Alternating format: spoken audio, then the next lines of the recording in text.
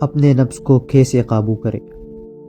اس طرح بہترین ملاحظات کے لیے ہمارے چینل کو سبسکرائب کریں۔ تو چلیے،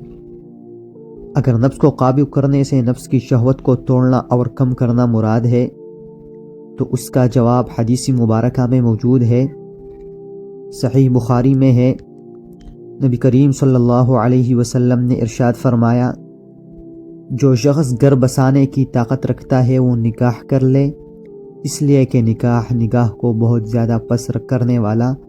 اور شرمگاہ کی بہت زیادہ حفاظت کرنے والا ہے، اور جو نکاح نہیں کر سکتا وہ روزے لازم پکڑے، اس لیے کہ روزے اس کے لیے آختگی ہے، یعنی شہوت کا زور توڑنے والے ہیں۔ اور اس دوسری بات کو لازم اپناؤ کہ ہر قسم غلط ویڈیو سے پرہیز کرو، چاہے کسی عورت کی چہرے کی طرف کیوں نہ ہو نظر نہ اٹھائے، اور اگر نفس کو قابو کرنے سے اسے باطنی بیماریوں مثلا تکبر، ریاکاری، حسد اور کینہ وغیرہ سے پاک کرنا مراد ہے